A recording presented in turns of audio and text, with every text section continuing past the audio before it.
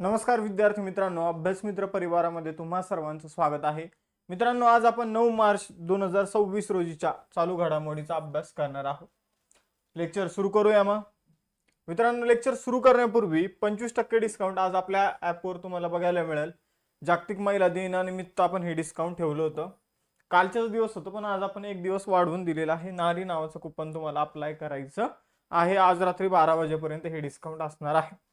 Plus मी एक video सुद्धा बनवलेला आहे काल, तर तो तुम्हाला बघायचा असेल तर तुम्ही यूट्यूबवर जाऊन बघू शकता, ज्यामध्ये राज्यघटना बनवताना ज्या 15 महिला संविधान सभेचा भाग होत्या, तर त्यांची माहितीचा व्हिडिओ बनवलेला आहे. तो तुम्हाला आपल्या यूट्यूब चॅनलवर मिळून जाईल.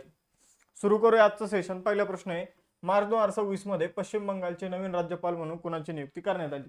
तर पश्चिम बंगालचे नवीन राज्यपाल बनलेले आहे आर.एन. रवी. आर.एन. रवी पहिले तामिळनाडू राज्याचे राज्यपाल बनले होते. कोणत्या राज्याचे? तामिळनाडूचे राज्यपाल होते. आता ते पश्चिम बंगाल राज्याचे राज्यपाल बनलेले आहे. बघा विद्यार्थी मित्रांनो, पश्चिम बंगालचे राज्यपाल सी.व्ही. आनंद बोस यांनी काय केलेले? राजीनामा दिलेला आहे. मग त्यामुळे जर बघितलं तर त्यांची जागा आता कोणी घेतलेली आहे? तर आर.एन. रवी यांनी त्यांची जागा घेतलेली. ते पूर्वीचे तामिळनाडू राज्याचे राज्यपाल होते. राष्ट्रपती द्रौपदी मुर्मू यांनी 9 नवीन राज्यपालांची नियुक्ती केलेली आहे. तर बघूया कोण कोण आहे. शिवप्रताप शुक्ला तेलंगणाचे नवे राज्यपाल बनले. जिष्णुदेव वर्मा महाराष्ट्राचे नवे राज्यपाल बनले. नंदकिशोर यादव नागालँडचे नवीन राज्यपाल बनले. सय्यद हसनैन बिहारचे नवीन राज्यपाल बनले. राजेंद्र विश्वनाथ आर्लेकर तामिळनाडूचे नवीन राज्यपाल बनले. कविंदर गुप्ता हिमाचल प्रदेशचे नवीन राज्यपाल बनले. तनजीत सिंग संधू दिल्लीचे नवीन उपराज्यपाल म्हणजे नायब राज्यपाल बनले. आणि विनय कुमार सक्सेना लडाखचे नवीन नायब राज्यपाल बनलेले आहे. तर केंद्रशासित प्रदेशांवर नायब राज्यपाल असतात, किंवा त्यांना इंग्रजीमध्ये लेफ्टनंट गव्हर्नर किंवा उपराज्यपाल म्हणून सुद्धा ओळखलं जातं. राज्यांच्या ठिकाणी आपल्याला राज्यपाल बघायला मिळतात, आणि आपण जर बघितलं तर केंद्रशासित प्रदेशामध्ये लेफ्टनंट गव्हर्नर बघायला मिळतात. त्यांना खूप जास्त अधिकार असतात लेफ्टनंट गव्हर्नरना. ही गोष्ट सुद्धा लक्षात घ्यायची आहे. राष्ट्रपतीच्या सल्ल्याने ते काम करत असतात. सगळं केंद्रशासित प्रदेश हँडल करत असतात लेफ्टनंट गव्हर्नर. दुसरा प्रश्न आहे, कोणत्या मंत्रालयाने मार्च 2026 मध्ये व्ही.बी. ग्रामजी युवा डिजिटल मोहीम सुरू केली? तर व्ही.बी. ग्रामजी, आपण मनरेगा तुम्हाला फेमस योजना माहित असेल, तर तिचीच जागा आता आपण जर बघितलं मनरेगा ऍक्टची जागा आता व्ही.बी. ग्रामजी ऍक्टने त्याची जागा घेतलेली आहे मित्रांनो. तर आपण जर बघितलं तर मनरेगा किंवा व्ही.बी. ग्रामजी ऍक्ट जो आहे तो ग्रामीण विकास मंत्रालयाशी संबंधित आहे. मग ग्रामीण विकास मंत्रालयानेच मार्च 2026 मध्ये व्ही.बी. ग्रामजी युवा डिजिटल मोहीम सुरू केली आहे मित्रांनो. आता व्ही.बी. ग्रामजीचा फुल फॉर्म काय आहे? विकसित भारत गॅरंटी फॉर रोजगार अँड आजीविका मिशन ग्रामीण असा याचा फुल फॉर्म आहे. आपण जर बघितलं मित्रांनो तर ग्रामीण विकास मंत्रालयाने देशव्यापी व्ही.बी. ग्रामजी असं ते आहे. व्ही.बी. ग्रामजी युवा डिजिटल अभियान जे आहे ते सुरू केलेलं आहे. विकसित भारत ग्रामीण रोजगार आणि उपजीविका अभियान कायदा 2025 बद्दल जनजागृती वाढवणे हा त्या पाठीमागे उद्देश आहे. म्हणजे जो मनरेगाच्या जागी जो काही ऍक्ट करण्यात आलेला आहे, विकसित भारत गॅरंटी फॉर रोजगार आजीविका मिशन ग्रामीण, तर हा जो ऍक्ट करण्यात आलेला याचंच प्रमोशनसाठी आपण जर बघितलं तर युवा डिजिटल अभियान जे आहे ते सुरू करण्यात आलेले ग्रामीण विकास मंत्रालयाच्या माध्यमातून. तर ही गोष्ट लक्षात घ्यायची आहे. पुढे जाऊया. महत्वाची योजना ज्या अलीकडे सुरू करण्यात आलेल्या आहे, केंद्र सरकारच्या आरोग्य योजनेच्या लाभार्थ्यांसाठी पूर्ण मेडिक्लेम आयुष विमा योजना कोणत्या मंत्रालयाने सुरू केली? तर केंद्र सरकारच्या आरोग्य योजनेच्या लाभार्थ्यांसाठी पूर्ण मेडिक्लेम आयुष विमा योजना जी आहे तर ती अर्थ मंत्रालयाने सुरू केलेली आहे. केंद्रीय मंत्रिमंडळाने 2030-31 पर्यंत अटल पेन्शन योजना सुरू ठेवण्यास मान्यता दिली. ती कधी सुरू झाली? ती 9 मे 2015. ग्रामीण महिला उद्योजकांच्या उत्पादनांना प्रोत्साहन देण्यासाठी 2026-27 अर्थसंकल्पात कोणता नवीन उपक्रमाची घोषणा करण्यात आली? तर शी मार्ट्स नावाचा उपक्रम सुरू करण्यात आलेला आहे ग्रामीण महिला उद्योजकाच्या उत्पादनांसाठी. भारताला औषध निर्माण आणि जैव तंत्रज्ञान जागतिक महासत्ता बनवण्यासाठी 2026 अर्थसंकल्पात कोणत्या मोहिमेची घोषणा करण्यात आली? बायोफार्मा शक्ती मिशन. केंद्रीय मंत्री शिवराज सिंग चौहान यांनी फेब्रुवारी 2026 मध्ये राष्ट्रीय डाळी आत्मनिर्भरता मिशन कुठे सुरू केलं? तर सेहोर मध्य प्रदेशमध्ये. लॉजिस्टिक्स साठी चीनवरील अवलंबित्व कमी करण्यासाठी 2026-27च्या केंद्रीय अर्थसंकल्पात कोणती योजना जाहीर करण्यात आली? तर कंटेनर उत्पादन योजना. आणि भारताला फायबर, लोकर, ज्यूट या क्षेत्रामध्ये स्वावलंबी बनवण्यासाठी 2026-27च्या केंद्रीय अर्थसंकल्पात कोणती योजना जाहीर करण्यात आली? तर राष्ट्रीय फायबर योजना. पुढे जाऊया तिसरा प्रश्न. कोणत्या राज्यातील सरकारी शाळेतील विद्यार्थ्यांनी बुरशीजन्य धोक्यांचा शोध घेण्यासाठी हेलियम फुग्याद्वारे विकोसॅट-1 हा लघु उपग्रह प्रक्षेपित केला आहे? तर विकोसॅट-1 हा एक लघु उपग्रह आहे. याला हेलियमच्या फुग्याच्या माध्यमातून प्रक्षेपित करण्यात आलेले, म्हणजे रॉकेट वगैरे वापरण्यात आलेलं नाही. पृथ्वीपासून 23 किलोमीटर वरती याला काय करण्यात आलेलं? तर प्रक्षेपित करण्यात आलेलं आहे मित्रांनो या उपग्रहाला. मग याचं नाव आहे विकोसॅट-1. तमिळनाडूच्या शाळेतील विद्यार्थ्यांनी 11वीच्या विद्यार्थ्यांनी हा उपग्रह बनवलेला आहे आणि हेलियमच्या फुग्याद्वारे याला प्रक्षेपित देखील केलेला आहे. तर तमिळनाडूच्या शिवगंगा जिल्ह्यातील अरियाकुडी सरकारी उच्च माध्यमिक शाळेतील इयत्ता 11वीच्या विद्यार्थ्यांनी 600 ग्रॅम वजनाचा विकोसॅट-1 हा लघु उपग्रह प्रक्षेपित केलेला आहे. पिकांना नुकसान करणाऱ्या बुरशीजन्य बीजाणूचा अभ्यास करणारा हा उपग्रह आहे. हेलियमच्या फुग्याद्वारे हा 22 किलोमीटर, मी किती 23 सांगितलं, तर 22 किलोमीटर अंतरावर जो आहे स्ट्रॅटोस्फिअर मध्ये या उपग्रहाला पाठवण्यात आलेलं आहे. चौथा प्रश्न. मार्च 2026 मध्ये अमेरिकेचे नवीन होमलँड सिक्युरिटी सेक्रेटरी म्हणून कोणाची नियुक्ती करण्यात आली? तर अमेरिकेचे नवीन होमलँड सिक्युरिटी सेक्रेटरी बनलेले आहे मार्कवेन मुलिन. मार्कवेन मुलिन यांनी कोणाची जागा घेतलेली आहे? तर क्रिस्टी नोएम यांची जागा घेतलेली आहे. आपण जर बघितलं ही नियुक्ती 31 मार्च 2026 पासून लागू होणार आहे. युनायटेड स्टेट्सचा चर्चेमध्ये कारण युद्ध सुरू आहे अमेरिका आणि इराणचं. वॉशिंग्टन DC राजधानी आहे. US डॉलर चलन आहे. उत्तर अमेरिका खंडामध्ये येतो. 47वे राष्ट्रपती आहे डोनाल्ड ट्रम्प. पाचवा प्रश्न आहे. केंद्रीय गृहमंत्री अमित शाह यांनी जनगणना 2027 साठी कोणत्या 2 शुभंकरांचं अनावरण केलेलं आहे? तर हा प्रश्न 100% परीक्षेमध्ये विचारला जाईल मित्रांनो. तर 2027 मध्ये जी जनगणना होत आहे ती ऍक्च्युअली 2021 मध्येच व्हायला पाहिजे होती, पण आता ती खूप लेट झालेली आहे. पण या जनगणनेविषयी बोलायचं झालं तर ही पहिली फर्स्ट डिजिटल जनगणना असणार आहे. त्यानंतर पहिली फर्स्ट जातीच्या आधारावर होणारी जनगणना असणार आहे. एकूणातील 16वी जनगणना असणार आहे.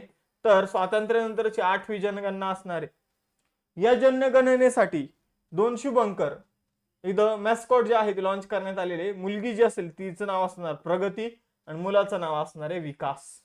तर प्रगती आणि विकास हे शुभंकर आहे. बाकी ही जनगणना पहिली डिजिटल जात आधारित आहे. आपण जर बघितलं तर एकूणातील स्वातंत्र्यानंतरची 8वी आणि एकूणातील 16वी जनगणना आहे. पुढील प्रश्न. मार्च 2026 मध्ये कोणत्या अमेरिकन विद्यापीठात महात्मा गांधीजींच्या अर्धपुतळ्याचं पहिल्यांदा अनावरण करण्यात आलं? तर महात्मा गांधीजींच्या पुतळ्याचं अनावरण जे आहे ते मोटाना विद्यापीठामध्ये करण्यात आलेलं आहे. तर मोटाना विद्यापीठ जे आहे तर आपण जर बघितलं तर अमेरिकेमधलं हे विद्यापीठ आहे मोटाना राज्यामध्येच. या पुतळ्याचे अनावरण जे आहे ते मोटानाचे गव्हर्नर ग्रेग जियानफोर्ट आणि सिएटल मधील भारताचे काउन्सिल जनरल प्रकाश गुप्ता यांच्या हस्ते करण्यात आलेलं आहे. मित्रांनो आज तुम्हाला कुपन कोड आहे नारी. नारी शक्तीचा आपण सन्मान करतोय. नारी कुपन कोड अप्लाय करा, 25% डिस्काउंट मिळवा. पुढे जाऊया. 7वा प्रश्न आहे. Time woman of the year 2026च्या 16व्या जागतिक नेत्यांच्या यादीत कोणत्या भारतीय महिलेचा समावेश करण्यात आला आहे? तर Time woman of the year 2026च्या आपण जर बघितलं तर त्याची निवड अजून होणार आहे. मग यासाठी नामांकन वेगवेगळे आलेले. तर 16 महिलांचा पहिले यामध्ये समावेश करण्यात आलेला आहे. 16 जागतिक नेत्यांच्या यादीमध्ये जर आपण बघितलं तर भारतीय महिला सफीना हुसेन यांचा देखील यामध्ये समावेश करण्यात आलेला आहे. आता पुढे बघू की यांना time woman of the year हा पुरस्कार भेटतोय की नाही. तर यांची एक महत्वाची संस्था आहे एज्युकेट गर्ल, जिला रॅमन मॅग्सेसे पुरस्कार देखील मिळालेला आहे. तर ही बाब लक्षात ठेवायची आहे. एज्युकेट गर्ल्सच्या संस्थापक आहे सफीना हुसेन. यांना नामांकन मिळालेले टाइम मासिकाच्या Time woman of the year साठी. अजून पुरस्कार नाही मिळाला. पुरस्कार मिळाल्यावर बघू. 2025 मध्ये त्यांच्या एज्युकेट गर्ल्स या संस्थेला रॅमन मॅग्सेसे पुरस्कार मिळालेला आहे आणि हा पुरस्कार जिंकणारी ती पहिली संस्था बनलेली आहे. विनोबा भावे रॅमन मॅग्सेसे पुरस्कार जिंकणारी पहिली व्यक्ती, पहिली संस्था बनली एज्युकेट गर्ल. 8वा प्रश्न आहे. जानेवारी फेब्रुवारी 2026 दरम्यान भारतातील कोणतं राज्य मृत व्यक्तीने अवयवदान करण्याच्या बाबतीत आघाडीवर आहे? तर मृत व्यक्तीच्या अवयवदानाच्या बाबतीत जर बघितलं तर तमिळनाडू राज्य आघाडीवर आहे. तमिळनाडू टॉपला आहे. पुढे जाऊया. 9वा प्रश्न, हत्ती रिसाला महोत्सव. हत्ती रिसाला महोत्सव एक फेमस महोत्सव आहे. तर तो कोणत्या राज्यात साजरा केला जातो? तर हत्ती रिसाला महोत्सव महाराष्ट्रामध्ये जालन्यामध्ये सेलिब्रेट केला जाणारा महोत्सव आहे. काय केलं जातं? एक हत्तीवरून मिरवणूक काढली जाते आणि जो हत्तीवर बसलेला माणूस असतो तो काय करतो, सगळीकडे पेढे वगैरे फुलं जे आहे ते उधळण्याचं काम करत असतो आणि आजूबाजूला सगळे लोक रंग उडवतात. तर जालन्याचं जे काही वैभव होतं किंवा जे काही आपण जर बघितलं तर यामध्ये सगळे जाती धर्माचे लोक सुद्धा एकत्र येतात. तर जी काही एकता आहे तर त्याचा प्रतीक म्हणून हा उत्सव जो आहे तो धुलीवंदनाच्या दुसऱ्या दिवशी साजरा केला जातो. हे याचे 138वे वर्ष आहे. तर ही गोष्ट लक्षात ठेवायची. पुढे जाऊया. 10वा प्रश्न, प्रख्यात पत्रकार आणि माजी राजनयिक एच.के. दुआ यांचं वयाच्या 88 वर्ष निधन झालं. त्यांना कोणत्या वर्षी पद्मभूषण पुरस्काराने सन्मानित करण्यात आलं? तर एच.के. दुआ यांना आपण जर बघितलं तर 2008 मध्ये पद्मभूषण पुरस्काराने सन्मानित करण्यात आलेलं होतं. एच.के. दुआ यांचं पूर्ण नाव आहे हरिकृष्ण दुआ. The Hindustan times, the Indian express, the Tribune सारख्या राष्ट्रीय दैनिकांचे ते संपादक होते. आपण जर बघितलं तर त्यांना माजी पंतप्रधान अटल बिहारी वाजपेयी, एच.डी. देवेगौडा यांच्या काळात ते मीडिया सल्लागार होते. डेन्मार्कमध्ये भारतीय राजदूत म्हणून सुद्धा त्यांनी काम केलेलं आहे. तर ते राजनयिक म्हणजे एक प्रकारचे डिप्लोमॅट होते. ही गोष्ट लक्षात घ्यायची आहे. 11वा प्रश्न, युनायटेड नेशन वुमन्सच्या अहवालानुसार जागतिक स्तरावर पुरुषांच्या तुलनेत महिलांना किती कायदेशीर अधिकार आहेत? तर जागतिक स्तरावर पुरुषांच्या तुलनेत महिलांना युनायटेड नेशन वुमनच्या अहवालानुसार 64% कायदेशीर अधिकार आहेत मित्रांनो. आता यामध्ये काही इतर गोष्टी पण आपल्याला बघायला मिळतात. या अहवालामध्ये 54% देशांमध्ये बलात्काराची कायदेशीर व्याख्या संमतीवर आधारित नाही अशी आहे. जवळजवळ 3/3 देश अजूनही बालविवाहाला परवानगी देतात. 44% देशांमध्ये समान कामासाठी समान वेतनाची तरतूद नाहीये. आपल्या देशामध्ये समान कामासाठी समान वेतनाची तरतूद भारतीय राज्यघटनेच्या कोणत्या कलमामध्ये हे तुम्हाला सांगायचं? मी तुम्हाला एवढं सांगतो की मार्गदर्शक तत्वाचं ते कलम आहे. मग ते कलम कोणतं आहे हे पण मी तुम्हाला सांगतो. 39 मध्ये 39च्या आतमध्ये कितवं कलम आहे? 39 मध्ये 6 उपकलम आहे, ABCDEF. तर त्यामध्ये कोणतं आहे? 39 कितवं आहे समान कामासाठी समान वेतन हे तुम्ही मला सांगा. 12वा प्रश्न आहे, मार्च 2026 मध्ये भारतातील एका रासायनिक युनिट मधून ऑलियम गॅसची मोठी गळती कुठे झाली? तर ऑलियम हा विषारी स्फोटक प्रकारचा गॅस आहे, स्फोटकांमध्ये वापरला तो. याची गळती जी आहे ती पालघर महाराष्ट्रामध्ये झालेली आहे. तर तारापूर औद्योगिक क्षेत्राभोवती आपण जर बघितलं तर एका रासायनिक कारखान्यातून ऑलियम वायूची गळती झालेली आहे. मग वायूची गळती खूप डेंजर असते. भोपाळमध्ये मिथाइल आयसोसायनेट गॅसची गळती झाली होती. हजारो लोकांचा मृत्यू झाला होता. बरेचसे लोक अपंग झाले होते. तो ऑलियम जर बघितलं, फ्युमिंग सल्फ्युरिक ऍसिड हे अत्यंत विषारी रसायन आहे, स्फोटक आहे. तर आपण जर बघितलं तर हे खूप डेंजर असतं. पण लवकरच या गळतीवर काय करण्यात आलेलं आहे, तो उपाययोजना करण्यात आलेल्या आहे.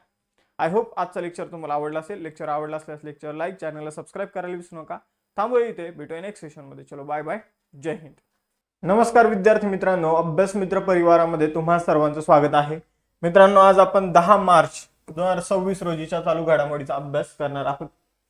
लेक्चर सुरू करण्यापूर्वी लेक्चरला लाईक करा, चॅनलला सबस्क्राईब करायला विसरू नका. आपण फेब्रुवारी महिन्याचं मासिक जे आहे ते आणलेलं आहे, ते तुम्हाला अभ्यास मित्रच्या ऍप्लिकेशनवर मिळून जाईल. जानेवारीचं पण मासिक तुम्हाला त्यासोबत मिळून जाईल. बघा, पहिला क्वेश्चन, वन्यजीव संवर्धनासाठी प्रतिष्ठित एस्मंड बी मार्टिन 2026 पुरस्कार जिंकणारा पहिला भारतीय कोण बनला? तर एस्मंड बी मार्टिन पुरस्कार 2026 मध्ये जिंकलेला आहे डॉक्टर कृती कारंथ यांनी. तर डॉक्टर कृती कारंथ यांनी सेंटर फॉर वाईल्ड लाईफ स्टडीजच्या CEO आहे. तर यांनी लंडन मधील रॉयल जिओग्राफिकल सोसायटीकडून प्रतिष्ठित संवर्धन पुरस्कार जिंकलेला आहे. पुरस्काराचं नाव आहे मित्रांनो एस्मंड बी मार्टिन पुरस्कार. तर एस्मंड बी मार्टिन पुरस्कार लक्षात ठेवायचा आहे. कोणी जिंकलेला आहे? तर कृती कारंथ यांनी जिंकलेला आहे. हा पुरस्कार जिंकणाऱ्या त्या पहिल्या भारतीय महिला ठरलेल्या आहे. सेंटर फॉर वाईल्ड लाईफ स्टडीजच्या CEO आहे. जगाच्या परिसंस्थेबद्दल मानवी समजुतीमध्ये महत्वपूर्ण योगदान दिल्याबद्दल बेंगलोर स्थित कृती के कारंथ यांना 2026 एस्मंड बी मार्टिन रॉयल जिओग्राफिकल सोसायटी पुरस्काराचे संयुक्त विजेतेपद जे आहे ते मिळालेलं आहे. पुढे जाऊया. 2025-26 मधील महत्वाचे पुरस्कार जे आहे ते आपण बघूया. इंदिरा गांधी शांतता पुरस्कार 2025 कोणाला मिळाला? Graca Machel. Dalai Lama meditation the reflection of his holiness the Dalai Lama या अल्बमसाठी पहिला ग्रॅमी पुरस्कार कुणाला मिळालेला आहे? दलाई लामा यांना. क्रेफोर्ड पारितोषिक कुणाला मिळालं? 2026 वीरभद्र रामनाथन यांना. सुभाषचंद्र बोस आपत्ती व्यवस्थापन पुरस्कार 2026 मध्ये वैयक्तिक श्रेणीमध्ये सीता अशोक शेळके यांना मिळाला. 2026 प्रजासत्ताक दिनाच्या संचलनात कोणत्या राज्याच्या झाकीला प्रथम पुरस्कार मिळाला? महाराष्ट्र राज्याच्या झाकीला मिळाला. भारताचा सर्वोच्च शांतताकालीन शौर्य पुरस्कार अशोक चक्र कोणाला मिळाला? शुभांशु शुक्ला. जागतिक शिक्षक पुरस्कार रुबल नाग यांना मिळाला. लोकसभा खासदार शशी थरूर यांना कोणत्या विद्यापीठाने मानद डॉक्टरेट ऑफ लेटर्स डिलीट ही पदवी प्रदान केली आहे? तर सेंट झेवियर विद्यापीठ कोलकाता. बेलिंडा क्लार्क पुरस्कार 2025-26 कोणाला मिळाला? Annabel Sutherland. BBC India sport woman of the year 2025 पुरस्कार कोणाला मिळाला? स्मृती मानधना. इस्रायलचा सर्वोच्च संसदीय सन्मान speaker of the Knesset medal कोणाला मिळालं? मोदीजींना. आणि प्रतिष्ठित चांग फेडरेल मानवतावादी पुरस्कार 2026 कोणाला मिळाला? तर डॉक्टर आर व्यंकटेश आणि डॉक्टर हरिप्रिया अरविंद यांना. पुढे जाऊया. दुसरा प्रश्न आहे, कोणत्या देशाने भारत, ग्रीस, सायप्रस, अरब आणि आफ्रिकन राष्ट्रासह षटकोन अलायन्स म्हणजेच हेक्झागोनियल अलायन्स नावाच्या नवीन धोरणात्मक सुरक्षा युतीची घोषणा केली? तर बघा मित्रांनो, इस्रायलने एक नवीन युतीची घोषणा केलेली आहे, ज्यामध्ये भारत, ग्रीस, सायप्रस, काही अरब देश असतील आणि त्याचबरोबर काही आफ्रिकन देश सुद्धा असणार आहे. तर इस्रायलने एक नवीन अलायन्स जी आहे, हेक्झागॉन अलायन्स जी आहे ती सुरू केलेली आहे. षटकोन अलायन्स जी आहे ती सुरू केलेली आहे. यामध्ये भारत जो आहे तो एक मध्यवर्ती आधारस्तंभ आहे. तर इस्रायल, ग्रीस, सायप्रस हे इतर सदस्य आहेत. याशिवाय अरब, आफ्रिकन आणि आशियाई देश सुद्धा असतील, इथिओपिया, युएई याप्रमाणे. प्रस्तावित युतीचा मुख्य भर जो आहे तो सहभागी देशाचं संरक्षण करणं, गुप्तचर माहितीचे सामायिकरण करणं, तंत्रज्ञान मुत्सद्देगिरी, सुरक्षा समन्वय या क्षेत्रात धोरणात्मक सहकार्य साधणं, तर हे असणार आहे. पुढे जाऊया मित्रांनो. तिसरा प्रश्न आहे, भारतातील पहिलं नदीवरील दीपगृह कोणत्या नदीवर बांधले जात आहे? तर लाईट टॉवर जे आहे ते एका नदीवर बांधलं जात आहे. लाईट टॉवर आपण जर बघितलं तर आजूबाजूच्या प्रदेशावर देखरेख ठेवण्यासाठी तयार केलं जातं. मग हे ब्रह्मपुत्रा नदीवर तयार केलं जात आहे. तर केंद्रीय मंत्री सर्बानंद सोनोवाल यांनी ब्रह्मपुत्रा नदीवर भारतातील पहिल्या नदी आधारित लाईट टॉवरची पायाभरणी केली. या प्रकल्पाअंतर्गत राष्ट्रीय जलमार्ग 2 वर पांडू, बोगीबील, सिलघाट आणि विश्वनाथ घाट इथे 4 आधुनिक नदी आधारित दीपगृह स्थापित केले जाईल. त्याचा मुख्य उद्देश नदीच्या उथळ भागातून धोकादायक वळणावरून आणि धुक्यात जहाजे, बोटींना सुरक्षितपणे मार्गदर्शन करणं हा आहे. चौथा प्रश्न आहे, आंतरराष्ट्रीय महिला दिन 2026 कधी साजरा केला गेला? असा असायला पाहिजे, कारण आंतरराष्ट्रीय महिला दिन काल परवा 8 मार्च रोजी सेलिब्रेट करण्यात आलेला आहे. तर 8 मार्चला आंतरराष्ट्रीय महिला दिन साजरा केला जातो. मोठ्या उत्साहात साजरा करण्यात आलेला आहे. 1977 मध्ये संयुक्त राष्ट्रांनी याची अधिकृतपणे घोषणा केली होती. हा दिवस जगभरातील महिलांनी दिलेल्या सामाजिक, आर्थिक, सांस्कृतिक आणि राजकीय योगदानावर प्रकाश टाकतो. आपण जर बघितलं तर यावर्षीची थीम काय होती तर हे आपण बघूया.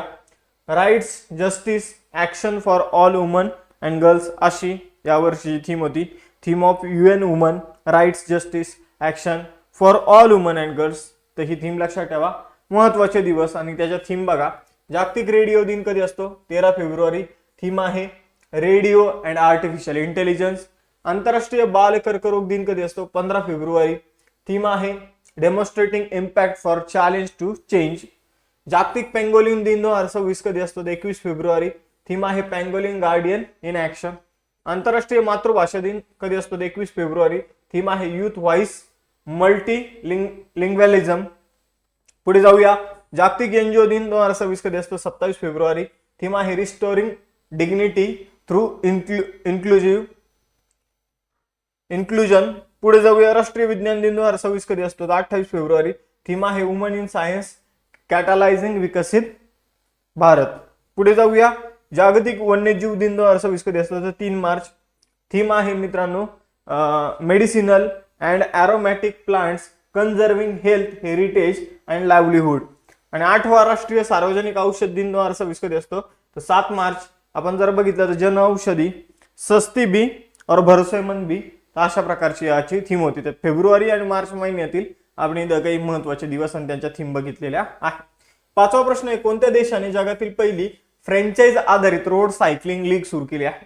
तर जसं IPL आहे, IPL मध्ये मुंबई इंडियन्स, दिल्ली कॅपिटल्स वगैरे असे संघ तुम्हाला बघायला मिळतील. तर तसंच सायकलिंगची एक स्पर्धा जी आहे ती भारताने सुरू केलेली आहे, ज्यामध्ये आपण जर बघितलं शहराच्या नावावरून काही संघ असतील. ही सायकलिंग लीग जी आहे ती भारताने सुरू केलेली आहे. केंद्रीय युवा व्यवहार आणि क्रीडा मंत्री मनसुख मांडवीय यांनी या लीगचा लोगो जो आहे त्याचं अनावरण केलं. ही लीग नोव्हेंबर 2026 मध्ये अहमदाबाद येथे होणार आहे. लीग मध्ये शहर आणि प्रदेशावर आधारित 8 संघ असणार आहे. पुढे जाऊया. 6वा प्रश्न आहे, बार्बी ड्रीम टीम 2026 मध्ये समाविष्ट होणारी जगातील पहिली क्रिकेटपटू कोण बनली आहे? तर जगातील पहिली क्रिकेटपटू बनली आहे स्मृती मानधना, जी बार्बी ड्रीम टीम मध्ये सामील झालेली आहे. आता बार्बी ड्रीम टीम काय आहे? तर बार्बी ड्रीम टीम जर आपण बघितलं तर ही अशा प्रकारचं ऑर्गनायझेशन आहे किंवा अशा महिलांना यामध्ये ऍड केलं जातं की ज्या खूप अडथळे पार करून आपापल्या क्षेत्रामध्ये पुढे आलेले आहे, त्यांनी आघाडी घेतलेली आहे. तर बार्बी ड्रीम टीम 2026 मध्ये इतर महिला समाविष्ट आहे, जसं की फेमस टेनिसचं नाव सेरेना विलियम्स USA आहे, केली गेरार्डी USA आहे, रेजिना सिर्व्हेंट अल्वाराडो मेक्सिकोचे आहे, क्लो केली UK आहे, हेलेन फिशर जर्मनीचे आहे, जोझा स्कुबिस पोलंडचे आहे, स्टेफन गिलमोर ऑस्ट्रेलियाची आहे. तर आपण जर बघितलं तर आता आंतरराष्ट्रीय महिला दिनाचं औचित्य साधून मॅटेलने बार्बी ड्रीम टीम 2026 ही एक महिनाभर चालणारी एक जागतिक मोहीम सुरू केलेली आहे, ज्यामध्ये स्मृती मानधनाला सुद्धा ऍड केलेला आहे. मित्रांनो, आपल्या वेगवेगळ्या बॅचेस तुम्हाला आपल्या ऍपवर बघायला मिळेल. तर तुम्हाला यासाठी डिस्काउंट कुपन कोड आहे CJ लाईव्ह, तो तुम्ही अप्लाय करा आणि फी मध्ये डिस्काउंट मिळवा. 7वा प्रश्न आहे, फॉलिंग फर्टिलिटी रेट तपासण्यासाठी कोणत्या राज्य सरकारने 3ऱ्या मुलाच्या जन्मावर 25,000 रुपयाची आर्थिक मदत जाहीर केली आहे? तर आंध्र प्रदेशमध्ये काय होतंय मित्रांनो, फर्टिलिटी रेट जो आहे, जन्मदर जो आहे तो कमी होत चाललेला आहे. आणि मग त्यामुळे काय होणार आहे, तर आपण जर बघितलं तर म्हाताऱ्या लोकांची संख्या खूप जास्त वाढणार आहे आणि त्या तुलनेत तरुण लोक जे आहे ते खूप कमी शिल्लक राहणार आहे. आणि आंध्र प्रदेशमध्ये जर बघितलं तर जो काही फर्टिलिटी रेट असायला पाहिजे तर तो असायला पाहिजे हम दो हमारे दो किंवा 2.1 हा फर्टिलिटी रेट इन जनरल असायला पाहिजे.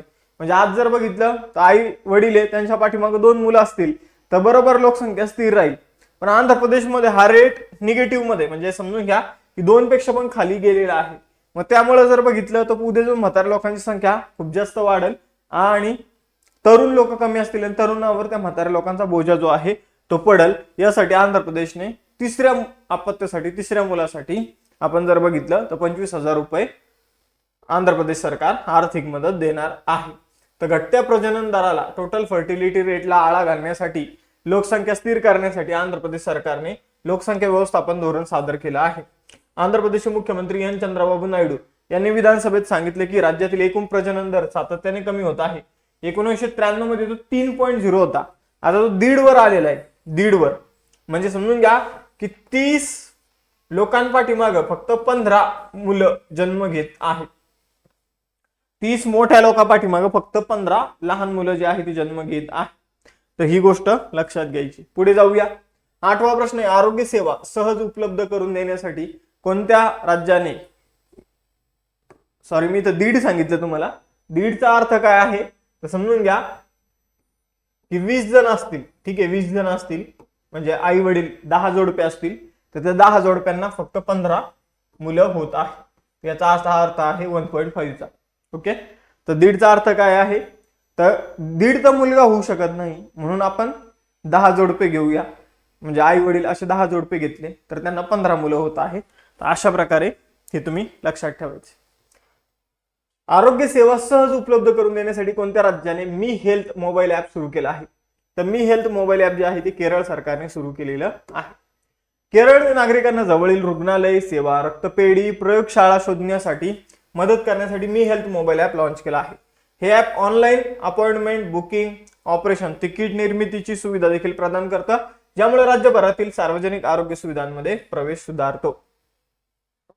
9वा प्रश्न आहे, WHO द्वारा कुष्ठरोगाचे सार्वजनिक आरोग्य समस्या म्हणून उच्चाटन अधिकृतपणे प्रमाणित करणारा अमेरिकेतील पहिला देश कोणता बनला आहे? तर आपण जर बघितलं WHO द्वारा कुष्ठरोगाचे सार्वजनिक आरोग्य समस्या म्हणून उच्चाटन करणारा अधिकृत देश जो आहे तो चिली बनलेला आहे. चिलीमध्ये लास्ट 1993 ला कुष्ठरोगाचा म्हणजेच लेप्रीचा रुग्ण आढळला होता.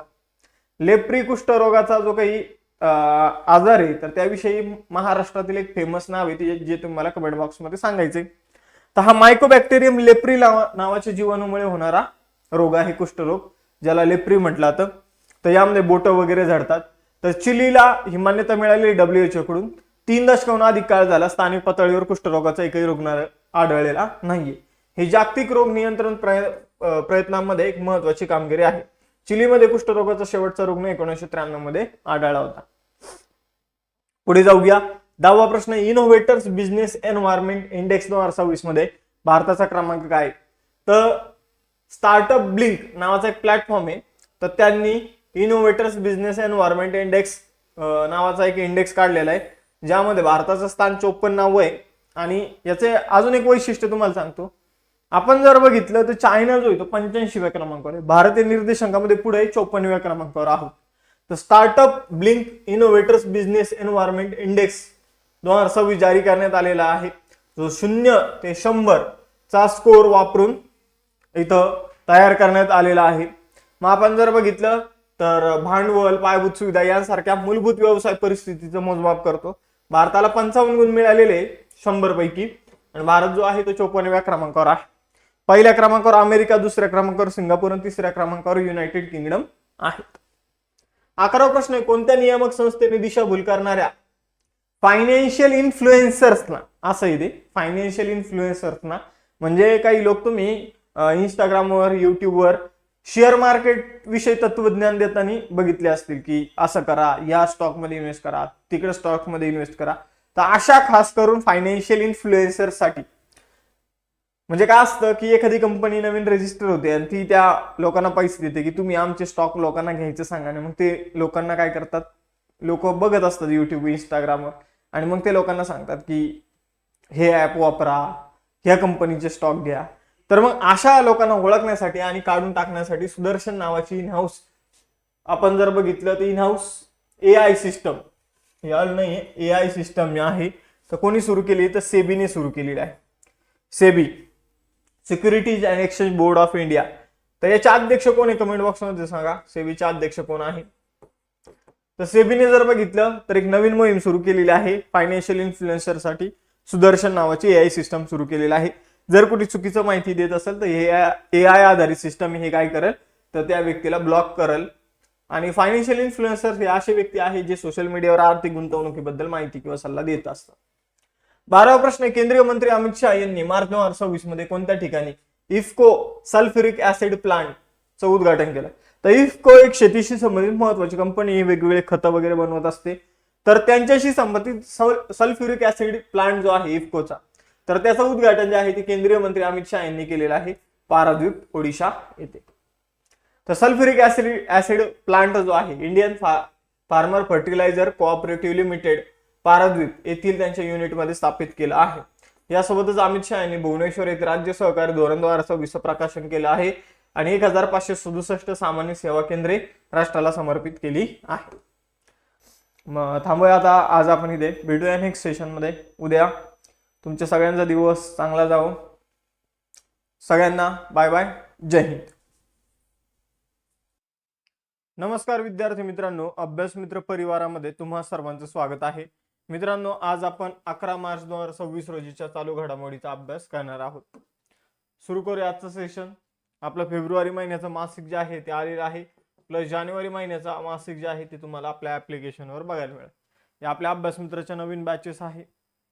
आजच्या सेशनचा पहिला क्वेश्चन आहे, मार्च 2026च्या सार्वत्रिक निवडणुकानंतर नेपाळचे नवे पंतप्रधान म्हणून कुणाची नियुक्ती होणार आहे?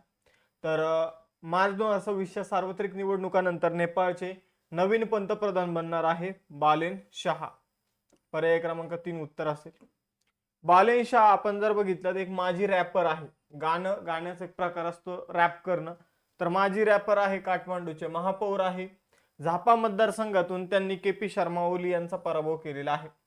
वयाच्या 35व्या वर्षी ते नेपाळचे सर्वात तरुण पंतप्रधान बनत आहे.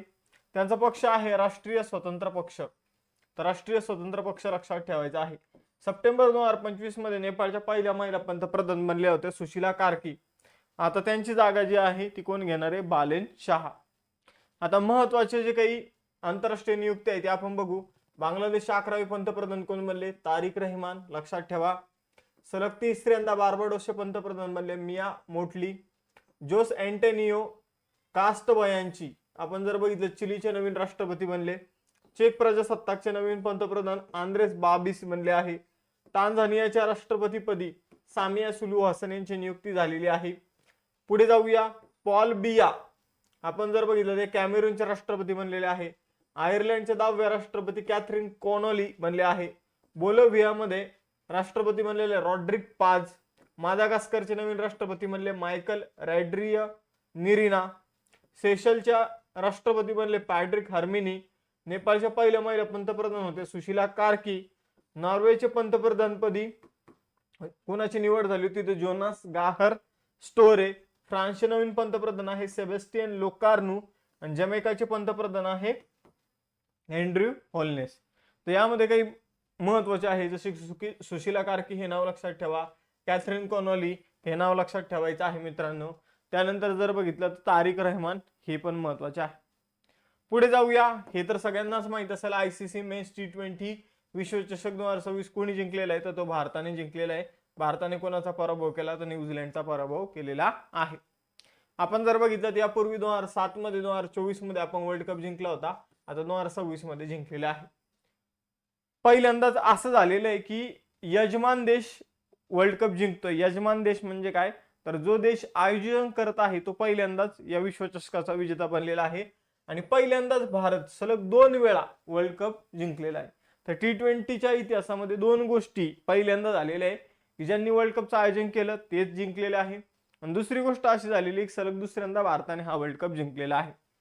आपण जर बघितलं तर उपविजेता न्यूझीलंड राहिलेला आहे. 14.65 कोटी रुपये न्यूझीलंडला मिळालेला आहे. विजेत्याला 27 कोटी रुपये मिळतात.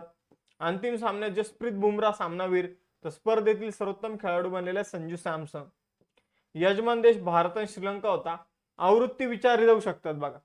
आता बघा आपण याचा स्पर्धा परीक्षा देणारे विद्यार्थी आणि दुसरे जे लोक आहेत त्यामध्ये काय फरक असला पाहिजे, कोणत्या गोष्टी माहित असल्या पाहिजेत हे पूर्ण भारतातील लोकांना माहिती आहे की हा वर्ल्ड कप कोणी जिंकला. पण याचा आपण वेगळे बाकीच्यांपेक्षा आपण काय वेगळे तर आपल्याला ह्या ऍडिशनल गोष्टी माहित असली पाहिजे. आवृत्ती कितवी आहे? तर 10वी आवृत्ती आहे. त्याचबरोबर पहिल्यांदा या वर्ल्ड कप मध्ये खेळण्यासाठी कोणता देश पात्र ठरला होता? तर तो इटली पात्र ठरला होता. टुर्नामेंट अँबॅसिडर कोण होता? तर रोहित शर्मा होता. आणि आयोजन कुठे होतं? तर भारत आणि श्रीलंका. बाकी ह्या गोष्टी सगळ्यांनाच माहित असतात पण आवृत्ती लक्षात ठेवा. त्यानंतर हे काही पॉइंट्स लक्षात ठेवा. त्याचबरोबर पहिल्यांदा कोणता देश ऍड झाला हे बाकीच्यांना नाही माहिती, हे आपल्यालाच माहित असतं. हेच परीक्षेमध्ये विचारलं जातं. हा प्रश्न तुम्हाला ऍज इट इज परीक्षेमध्ये नाही येणार. प्रश्न येईल तो आवृत्तीवर येईल, ब्रँड अँबॅसिडरवर येईल, टुर्नामेंट अँबॅसिडर, कोणता देश पहिल्यांदा सामील झाला यावर येईल, किंवा भारताने कितव्यांदा जिंकला यावर पण प्रश्न येऊ शकतो. तिसरा प्रश्न आहे, कोणत्या राज्य सरकारने 2 लाखापर्यंतचं पीक कर्ज माफ करण्यासाठी पुण्यश्लोक अहिल्यादेवी होळकर शेतकरी कर्जमाफी योजना सुरू करण्याची घोषणा केली आहे? तर आपण जर बघितलं 2 लाख रुपयाचं कर्ज जे आहे ते महाराष्ट्र सरकार माफ करत आहे. एखाद्या शेतकऱ्याचं समजून 6 लाखापर्यंतचं कर्ज असेल तर ते 6 लाखामधून 2 लाख रुपये मायनस होणार आणि बाकीचे आपण जर बघितलं तर उर्वरित कर्ज जे आहे ते शेतकऱ्याला भरावं लागणार आहे. यामध्ये जर बघितलं 30 सप्टेंबर 2025 पर्यंतचे जे कर्ज आहे त्याचा समावेश असणार आहे. तोपर्यंत घेतलेल्या कर्जाचा समावेश असणार आहे. मग पात्र शेतकऱ्यांना 2 लाखापर्यंतच्या पीक कर्जावर माफी मिळणार आहे. या व्यतिरिक्त वेळेवर कर्ज फेडणाऱ्या शेतकऱ्यांना सरकार 50,000 रुपयाचं प्रोत्साहन देखील देणार. म्हणजे ज्या शेतकऱ्यांनी कर्ज घेतलं होतं म्हणजे रेग्युलर फेडत होते तर त्यांना अजून ऍडिशनल 50,000 रुपयाचं प्रोत्साहन जे आहे ते दिलं जाणार आहे. महाराष्ट्र सरकारने आपल्या 26-27 अर्थसंकल्पामध्ये याबाबत या पुण्यश्लोक अहिल्यादेवी होळकर शेतकरी कर्जमाफी योजनेबाबत घोषणा केलेली आहे. चौथा प्रश्न, खेलो इंडिया ट्रायबल गेम्स 2026 पहिली आवृत्ती होती म्हणजे प्रश्न 100% विचारला जाईल. कोणत्या ना कोणत्या एक्झाम मध्ये प्रश्न येणार, तुम्ही रेडी राहायचे. प्री मध्ये येईल, मेन्स मध्ये येईल, कुठं ना कुठं तुम्हाला प्रश्न बघायला मिळेल. तर खेलो इंडिया ट्रायबल गेम्स जे आहे 2026, तर त्याचं पहिलं संस्करण कोणत्या राज्यात आयोजित केलं जात आहे? तर छत्तीसगडमध्ये आयोजित केलं जात आहे. छत्तीसगडमध्ये जर बघितलं तर रायपूर, जगदलपूर आणि सुरगुजा या ठिकाणी याची पहिली आवृत्ती जी आहे ती 25 मार्च ते 6 एप्रिल दरम्यान आयोजित केली जात आहे. आपण जर बघितलं तर यामध्ये मेस्कॉट म्हणजे शुभंकर कोण आहे? तर मोरवीर नावाचा शुभंकर यामध्ये आपल्याला बघायला मिळतो. आपण जर बघितलं तर वेगवेगळे खेळ आहे यामध्ये, ॲथलेटिक्स, फुटबॉल, हॉकी, वेटलिफ्टिंग, तिरंदाजी, पोहणे, कुस्ती हे खेळ आहे. शुभंकर बाकी कुठे आयोजित केलं जाईल ते मी तुम्हाला ऑलरेडी सांगितलेलं आहे. पाचवा प्रश्न आहे, पार्किन्सन्स रोगच्या उपचारासाठी जगातील पहिल्या स्टेम सेल थेरपीला कोणत्या देशाने मान्यता दिली आहे? तर पार्किन्सन्स नावाचा आजार आहे आणि मग त्याच्या उपचारासाठी स्टेम सेल्सचा वापर जो आहे तो केला जाणार आहे. तर स्टेम सेल्स आपण जेव्हा आईच्या पोटात असतो, जेव्हा आपण एक आईच्या पोटातील गोळा असतो, जेव्हा आपल्या अवयवाची डेव्हलपमेंट नसती झाली, तेव्हा आपला तो आईच्या पोटातील जो गोळा असतो तो असतो स्टेम सेल्स, त्याला म्हटलं तर मूळ पेशी मराठीमध्ये. त्या पेशीपासूनच इतर सगळे अवयव बनत असतात. मग त्या पेशी आज पण आपल्या शरीरामध्ये आपल्याला जे काही बोन मॅरो आहे तर त्यामध्ये बघायला मिळतात. मग त्यांचा उपचार जो आहे तर तो वेगवेगळे अवयव बनवण्यासाठी केला जातो. त्यांचा जो उपयोग आहे वेगवेगळे अवयव बनवण्यासाठी केला जातो. आणि आता पार्किन्सन्स आजारामध्ये त्यांचा जो उपयोग आहे तो जपान काय करणार आहे? याचं उत्तर जपान आहे बघा. तर जपान काय करणार आहे? तर त्यांचा उपयोग जो आहे तो मेंदूमध्ये अशा पेशी असतात की जे डोपामाइन नावाचं संप्रेरक तयार करत असतात. आणि डोपामाइन संप्रेरक जे आहे ते पार्किन्सन्स आजारावर खूप महत्वाचं एक उपचार असतो. मग या अशा मेंदूच्या पेशी मध्ये अशा मेंदूच्या पेशी तयार करतील या स्टेम सेल्स की ज्यांच्या माध्यमातून डोपामाइन जे आहे ती सिक्रीट होईल आणि इथं पार्किन्सन्स आजारावर उपचार केला जाईल. जगामधील पहिल्या घडामोडी आता आपण इथे बघूया. आपण जर बघितलं जगातील पहिली स्टेम सेल थेरपी आपण इथे बघितली पार्किन्सन्स वरील, ती जपानने सुरू केली. मग पहिल्या घडामोडी बघूया.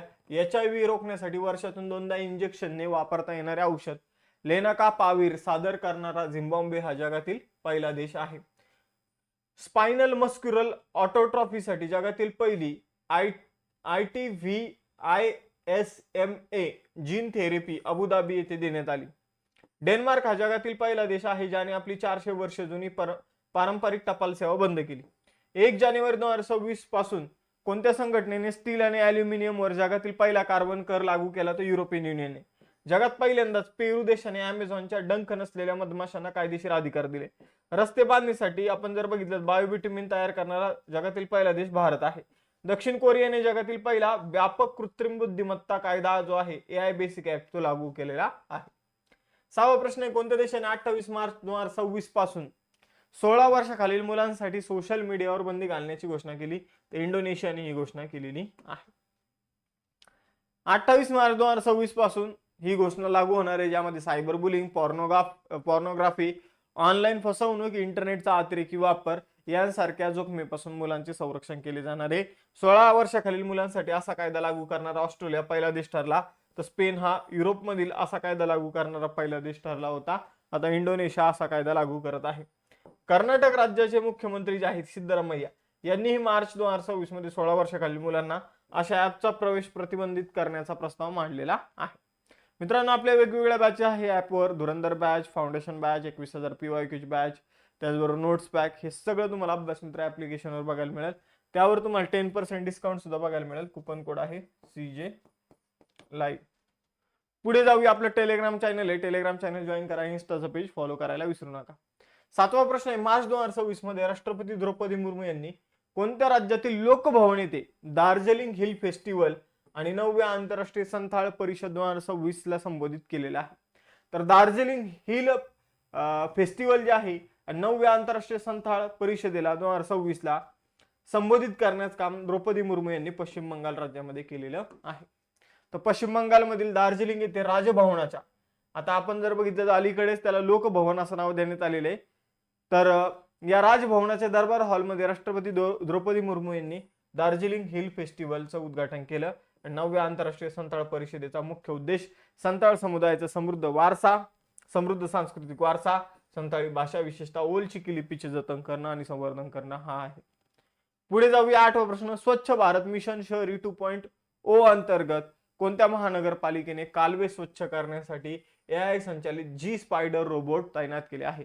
तर तिरुअनंतपुरम केरळची जी महानगरपालिका आहे, तर आपण जर बघितलं तिने स्वच्छ भारत मिशन 2.0 अंतर्गत असा निर्णय घेतलेला आहे की जिथं समजून घ्या की माणूस जाऊ शकत नाही किंवा माणसाला जिथं हाताने मैला साफ करावी लागते, आपण जर बघितलं जी कामगारांसाठी जागा सुरक्षित नाहीये, तर अशा ठिकाणी रोबोट काम करेल. आणि आपण जर बघितलं जी स्पायडर नावाचा रोबोट जो आहे तो असं काम करणार आहे. या उपक्रमाचा मुख्य उद्देश आहे की धोकादायक परिस्थितीत हाताने मैला साफ करण्याची गरज दूर करणे आणि स्वच्छता, कामगारांची सुरक्षितता आणि प्रतिष्ठा सुनिश्चित करणे. पुढे जाऊया 9वा प्रश्न, मानवी मेंदूच्या क्षमता वाढवण्यासाठी कोणत्या संस्थेने मून शॉट प्रोजेक्ट सुरू केला? तर Indian institute of science Bangalore मध्ये जे आहे तर त्याने मून शॉट प्रोजेक्ट सुरू केलेला आहे. या प्रकल्पाचं उद्दिष्ट मानवी मेंदूच्या क्षमता वाढवण्यासाठी आणि न्यूरोलॉजिकल समस्यांवर उपचार करण्यासाठी ब्रेन को प्रोसेसर विकसित करणं आहे. 10वा प्रश्न, कोणत्या राज्यातील मानस बायोस्फिअर रिझर्व्ह मध्ये टेकिड्रोमस अल्टापेन्सिस नावाची आशियाई गवताची सरड्याची एक नवीन प्रजाती आढळलेली आहे? तर आपण जर बघितलं तर टेकिड्रोमस अल्टापेन्सिस नावाची सरड्याची प्रजाती जी आहे ती आसाम मधील मानस बायोस्फिअर रिझर्व्ह मध्ये आपल्याला बघायला मिळालेली आहे. बघा विद्यार्थी मित्रांनो, ही जी काही आपण टेकिड्रोमस अल्टापेन्सिस ही जी काही सरड्याची प्रजाती आहे तर ती आसाम मध्ये आपल्याला मिळालेली, पण ही जनरली डोंगराळ भाग आणि उष्णकटिबंधीय प्रदेशामध्ये आढळणारी एक प्रजाती आहे. तिचं सायंटिफिक नाव आपण ऑलरेडी इथं बघितलेलं आहे. मानस बायोस्फिअर कुठे? तर आसाम मध्ये आहे. पुढे जाऊया 11वा प्रश्न, महिला उद्योजकांना पाठिंबा देण्यासाठी कोणत्या राज्याने हर स्टार्ट 5.0 कार्यक्रम सुरू केलेला आहे? तर महिला उद्योजकांना पाठिंबा देण्यासाठी हर स्टार्ट 5.0 कार्यक्रम जो आहे तो गुजरात राज्याने सुरू केलेला आहे. तर अहमदाबाद येथील गुजरात विद्यापीठात गुजरातचे मुख्यमंत्री भूपेंद्र पटेल यांच्या हस्ते हर स्टार्ट नावाच्या कार्यक्रमाचं उद्घाटन करण्यात आलं. हा कार्यक्रम महिलांच्या नेतृत्वाखाली स्टार्टअपना इन्क्युबेशन, मार्गदर्शन आणि बाजारपेठेतील प्रवेश प्रदान करतो. 12वा प्रश्न, कोणत्या भारतीय स्केटरने 7.46 सेकंदात 50 मीटर पेक्षा जास्त वेगाने लिंबो स्केटिंग करण्याचा विश्वविक्रम केला? तर हा विक्रम सृष्टी धर्मेंद्र शर्मा यांनी केलेला आहे.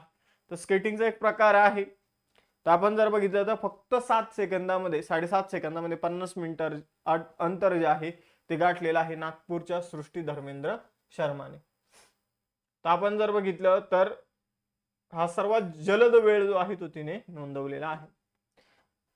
भेटूया नेक्स्ट व्हिडिओमध्ये. चलो बाय बाय, जय हिंद. नमस्कार विद्यार्थी मित्रांनो, अभ्यास मित्र परिवारामध्ये तुम्हा सर्वांचं स्वागत आहे. मित्रांनो, आज आपण 12 मार्च 2026 रोजीच्या चालू घडामोडीचा अभ्यास करणार आहोत. तर सुरू करूया मग आजचं सेशन. बघा, आपलं जानेवारी फेब्रुवारी महिन्याचं मासिक तुम्हाला आपल्या ऍप्लिकेशनवर मिळून जाईल. त्याचबरोबर वेगवेगळ्या बॅचेस आहे ऍप्लिकेशनवर. त्यासाठी तुम्ही अभ्यास मित्र ऍप डाउनलोड करा. डेलीच्या लेक्चरच्या नोटिफिकेशनसाठी टेलिग्राम चॅनल जॉईन करून ठेवा. सुरू करूया. पहिला प्रश्न आहे, सिप्रीने जारी केलेल्या अहवालानुसार 2021 ते 25 दरम्यान जागतिक शस्त्रास्त्र आयातीत भारताचा क्रमांक किती आहे? तर जागतिक शस्त्र आयातीमध्ये आपण जर बघितलं तर भारताचा क्रमांक जो आहे तो द्वितीय आहे, दुसरा आहे. सगळ्यात जास्त शस्त्र कोणी आयात केलेले आहे? युक्रेनने आयात केलेले आहे.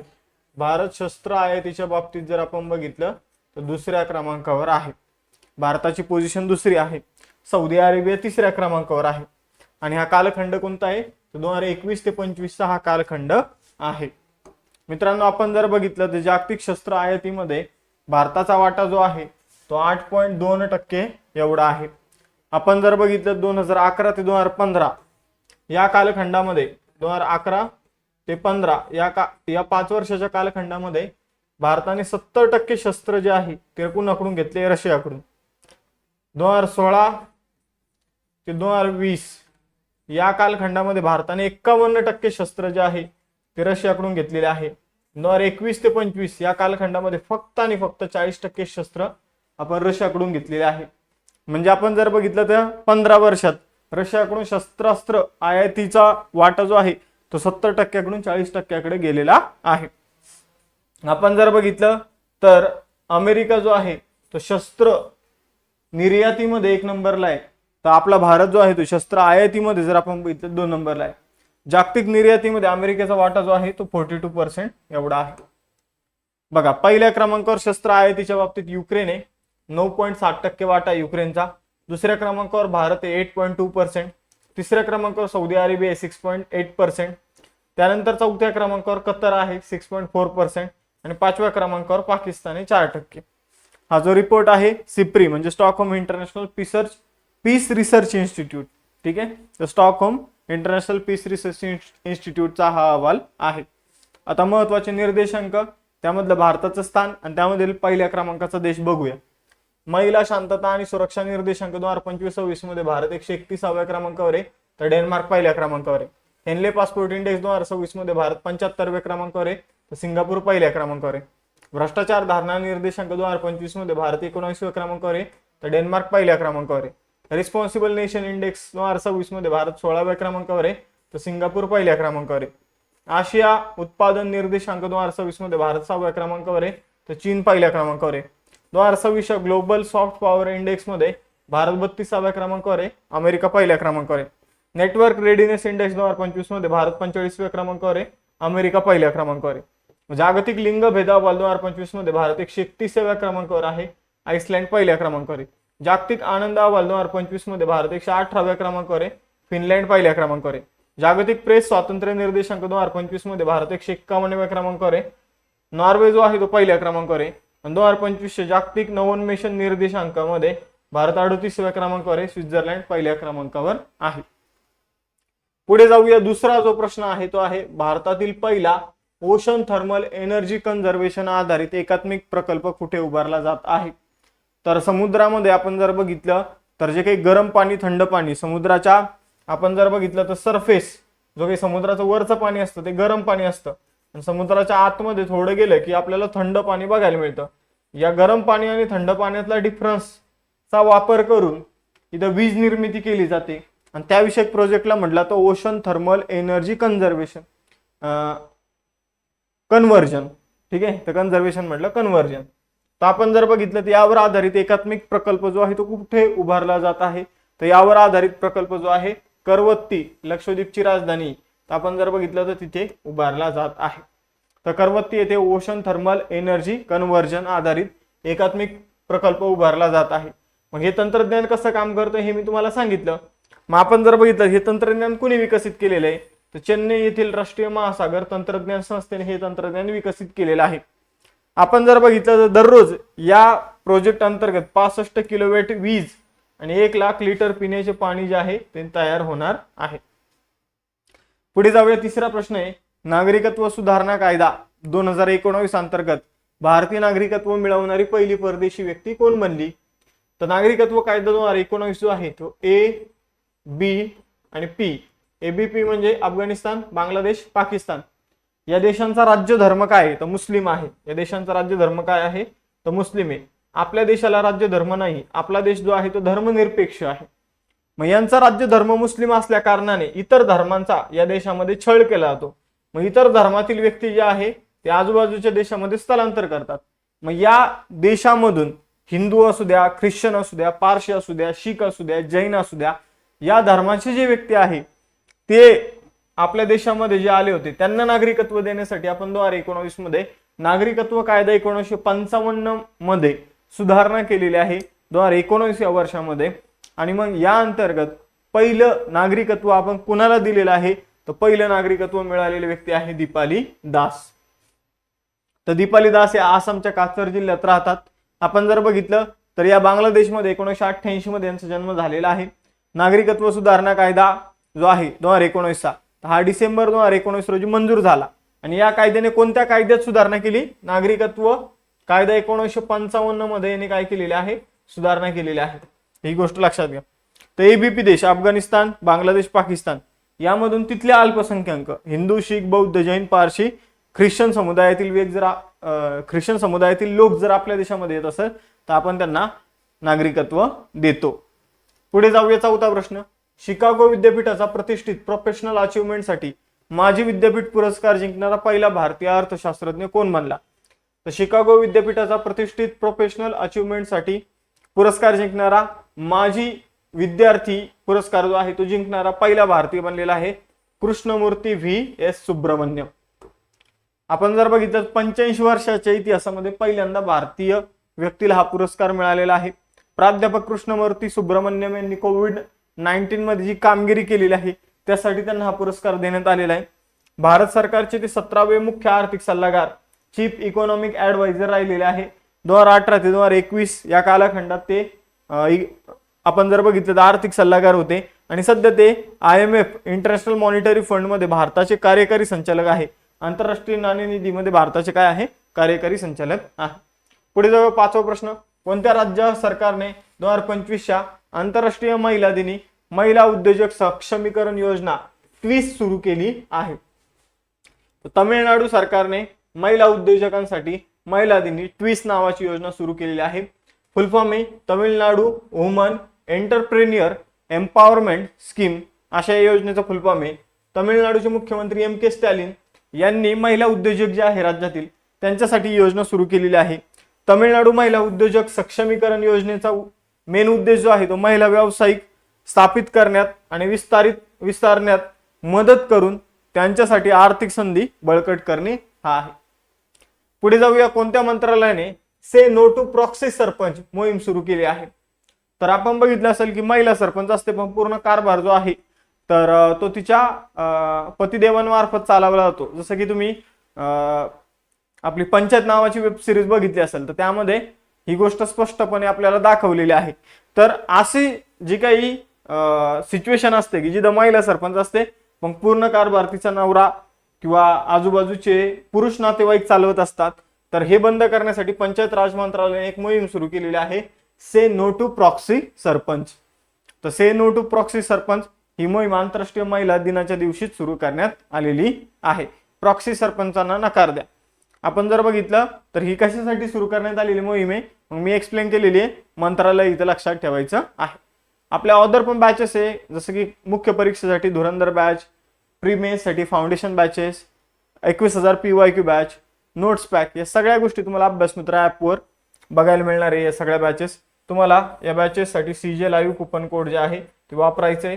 तुम्हाला 10% डिस्काउंट या बॅचेसवर मिळणार आहे. आपलं टेलिग्राम चॅनल इंस्टाचं पेज जे आहे ते सुद्धा फॉलो करून ठेवा. पुढे जाऊया 7वा प्रश्न. भारत आणि कोणत्या देशाच्या दरम्यान लिमिट ते 2026 या संयुक्त लष्करी सरावाची 11वी आवृत्ती आयोजित करण्यात आली आहे? तर लिमिट ते 2026 हा जो काही युद्ध सराव आहे हा भारत आणि सेशल्स या देशात आयोजित करण्यात आलेला आहे. मग आपण जर बघितलं तर लिमिट ते सरावाची कितवी आवृत्ती आहे? 11वी आवृत्ती आहे. सेशल डिफेन्स अकादमी मध्ये या द्विपक्षीय लष्करी सरावाचे आयोजन करण्यात आलेलं आहे. आता याचं आयोजन कुठे करण्यात आलं हे पण विचारलं होतं की भारत किंवा त्या देशात, तर सेशल्स मध्ये युद्ध सराव जो आहे तो आयोजित करण्यात आला होता. कितवी आवृत्ती? 11वी आवृत्ती. लिमिट ते शब्दाचा अर्थ जो आहे तो मैत्री असा होतो. या सरावात सहभागी भारतीय लष्कराची तुकडी आसाम रेजिमेंट आहे आणि सरावात सहभागी भारतीय नौदलाची जी काही युद्ध नौका आहे ती INS त्रिकंद ही होती. तर लिमिट ते जे आहे सराव लक्षात ठेवा, सेशल्स 11वी आवृत्ती आहे आणि कुठं सेशल्स मध्येच आयोजन झालेलं आहे. 2026 मध्ये झालेले महत्वाचे युद्ध सराव आपण बघू. धर्मा गार्डियनची 7वी आवृत्ती भारत आणि जपानमध्ये आयोजित करण्यात आली, उत्तराखंड चौबितिया या ठिकाणी.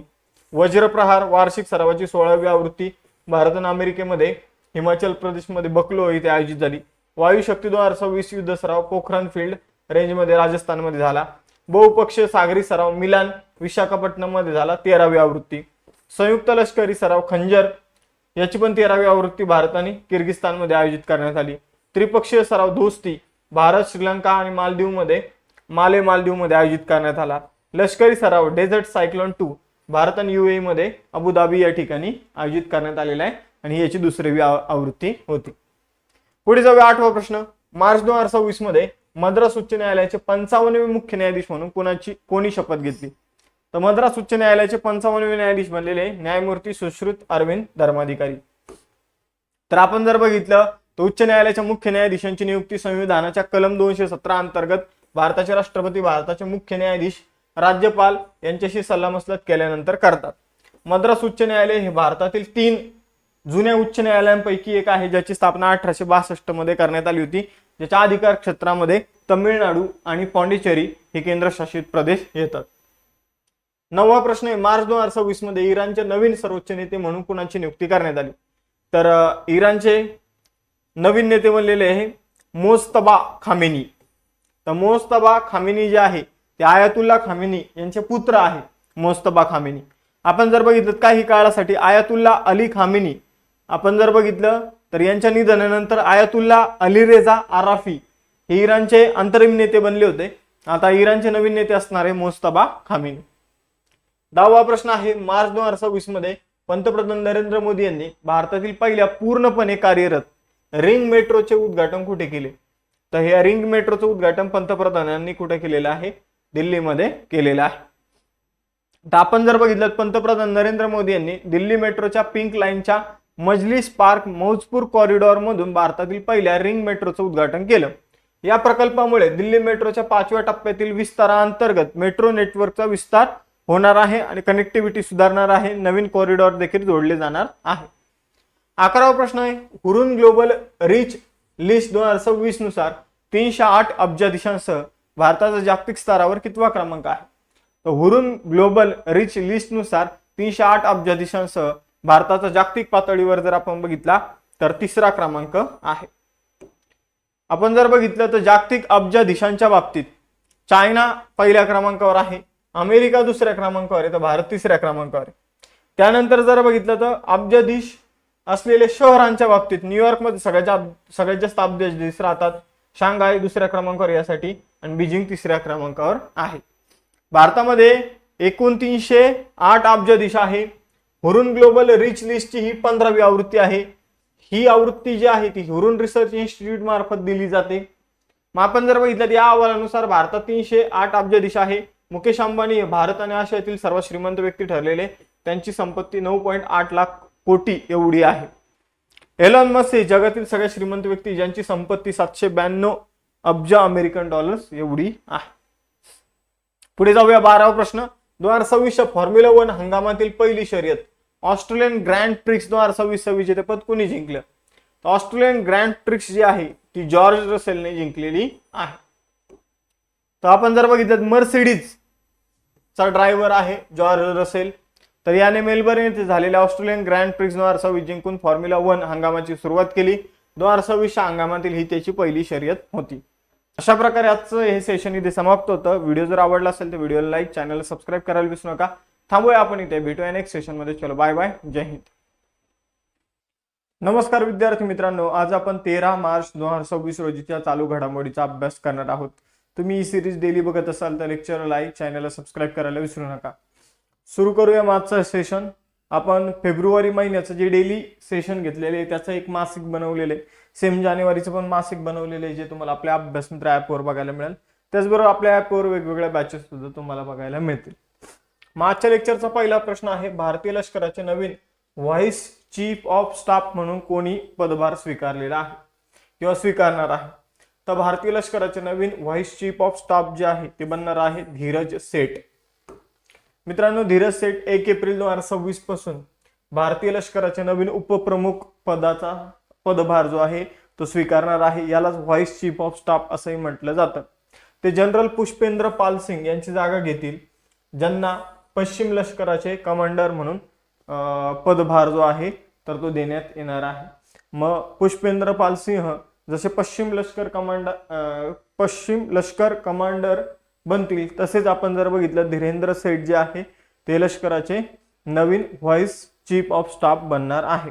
आता लष्करामधील महत्वाची पदं आणि त्या पदावर विराजमान असलेले व्यक्ती बघूया. शत्रुजित सिंग कपूर हे इंडो तिबेटियन बॉर्डर पोलीस फोर्सचे नवीन महासंचालक आहे. प्रवीण कुमार सीमा सुरक्षा दलाचे नवे महासंचालक आहेत. प्रवीर रंजन केंद्रीय औद्योगिक सुरक्षा दलाचे नवे महासंचालक आहे.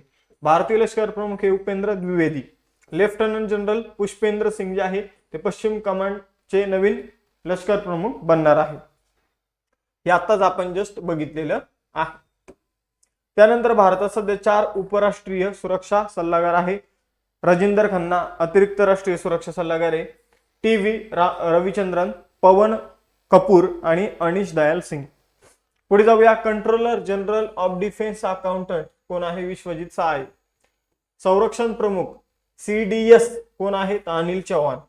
भारतीय हवाई दल प्रमुख आहे अमरप्रीत सिंग. भारतीय नौदल प्रमुख आहे दिनेश कुमार त्रिपाठी. तुम्हाला की बाकी जरी लक्षात ठेवायचं नसेल तर लष्कर प्रमुख, हवाई दल प्रमुख आणि त्याचबरोबर जर बघितलं नौदल प्रमुख आणि chief of defence staff CDS एवढं तरी लक्षात ठेवायचे. भारतीय तटरक्षक दलाचे 26वे महासंचालक आहे परमेश शिवमणी. लष्करी ऑपरेशनचे महासंचालक आहे राजीव गई. हा प्रश्न मोस्ट इम्पॉर्टंट आहे मित्रांनो, मोस्ट IMP परीक्षेमध्ये विचारला जाईल.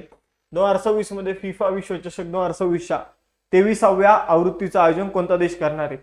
तर फिफा विश्वचषक जो आहे 2026 मध्ये हा कॅनडा, मेक्सिको आणि USA या 3 देशांमध्ये याचं आयोजन केलं जाणार आहे. म्हणून वरीलपैकी सर्व आपलं उत्तर येणार आहे. तर काय काय विचारलं जाऊ शकतं? फिफा विश्वचषकाची आवृत्ती विचारली जाऊ शकते, कितवी आहे? 23वी आहे. त्यानंतर देश विचारले जाऊ शकतात, कोणत्या देशामध्ये आयोजन केलं जात आहे?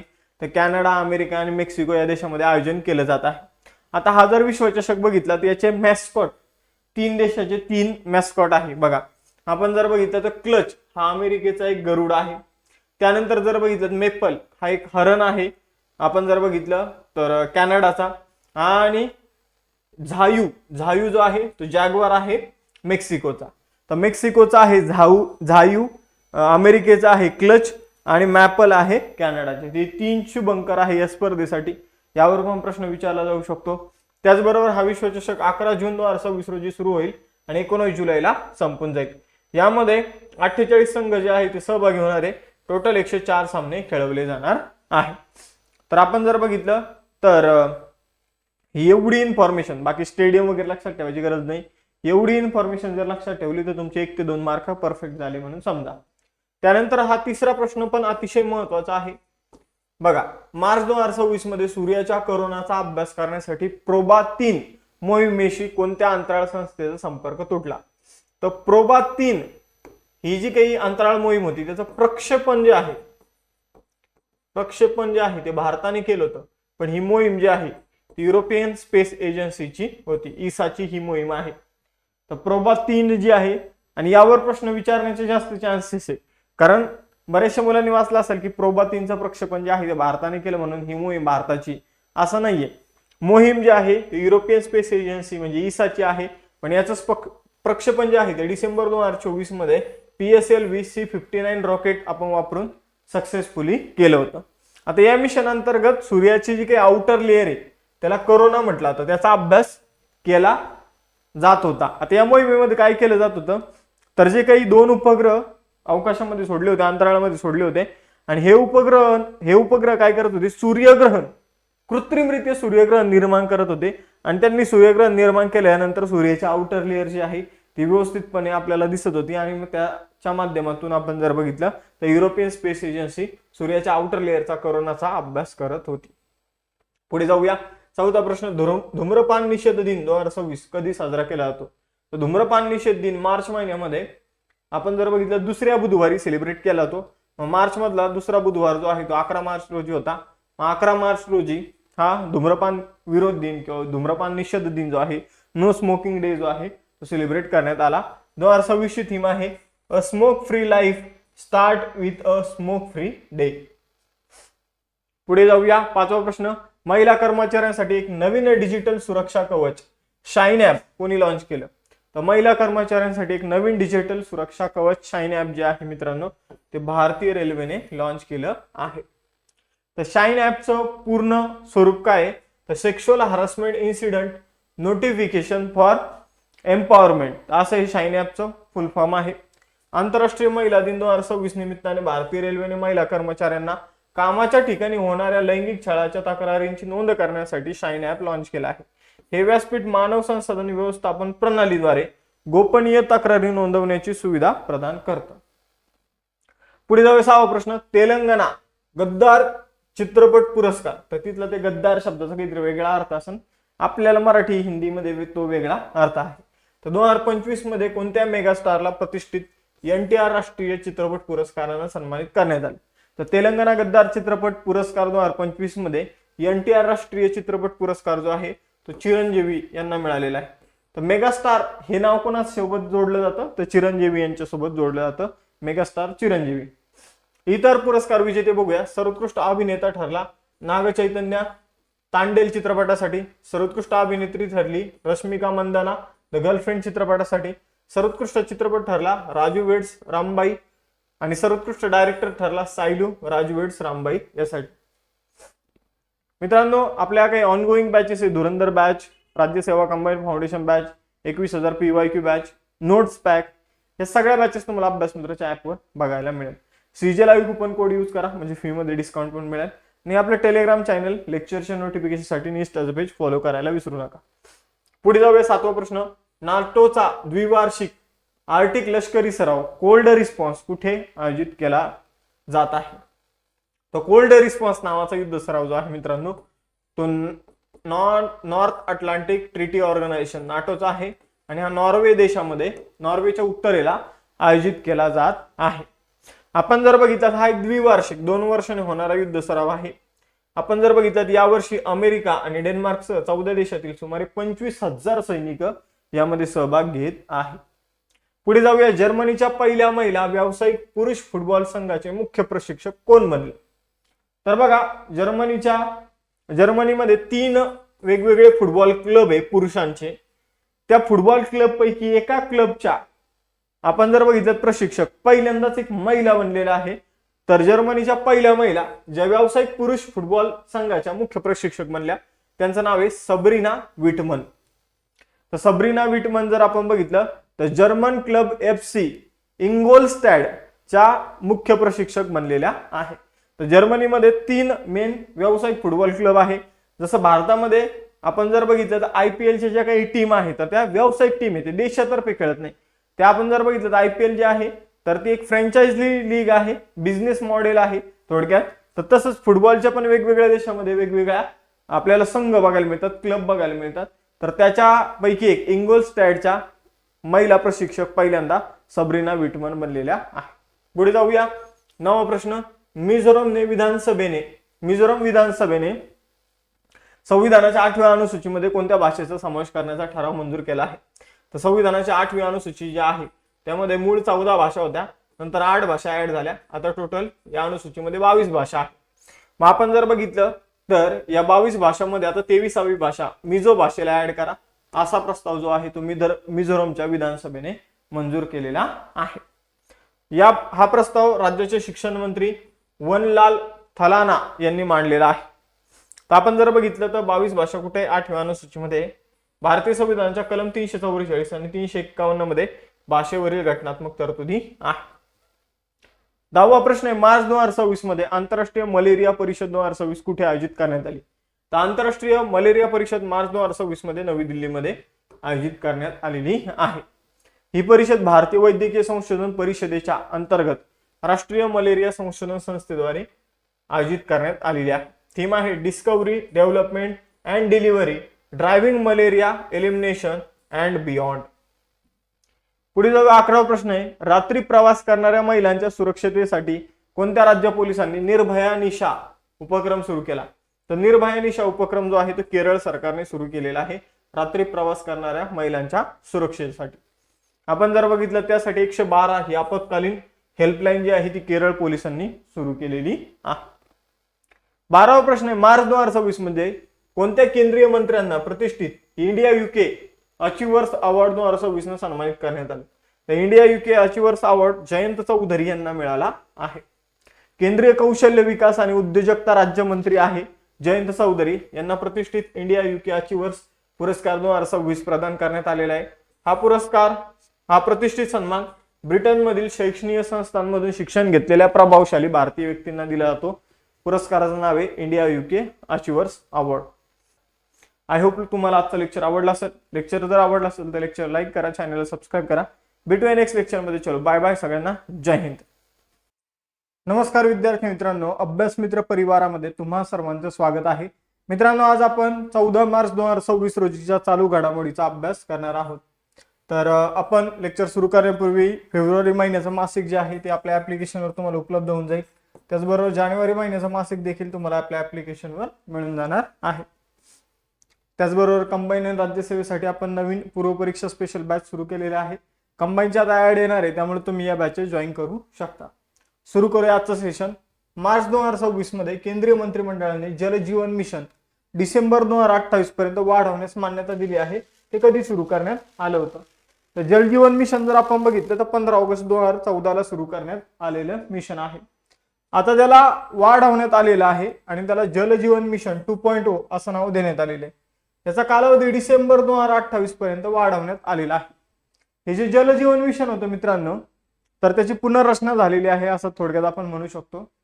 आपण जर बघितलं तर या अंतर्गत एकूण खर्च 8.59 लाख कोटी रुपये खर्च केला जाणार आहे. सुरुवात 2019 मध्ये झाली होती आणि लक्ष्य जे आहे ते 2024 पर्यंत ग्रामीण भागातील प्रत्येक व्यक्तीला 55 लिटर पिण्याचं पाणी उपलब्ध करून देण्यासाठी हे सुरू करण्यात आलं होतं. तर 2024 पर्यंत टार्गेट काय होतं? ग्रामीण भागातील प्रत्येक व्यक्तीला किती? 55 लिटर प्रतिदिन पाणी उपलब्ध करून देण्यासाठी हे मिशन सुरू करण्यात आलं होतं. मग आता हे जलजीवन मिशन 2.0 जे आहे त्याचं उद्दिष्ट काय आहे हे आपण बघू. डिसेंबर 2028 पर्यंत 19.36 कोटी ग्रामीण घरांना नळाच्या पाण्याची जोडणी देऊन सर्व ग्रामपंचायतींना हर घर जल म्हणून प्रमाणित करणं हा याचा उद्देश आहे. पुढे जाऊया. आपण महत्वाच्या योजना ज्या रिसेंटली सुरू करण्यात आलेल्या आहे केंद्र सरकारमार्फत राज्यामार्फत त्यांची माहिती घेऊया.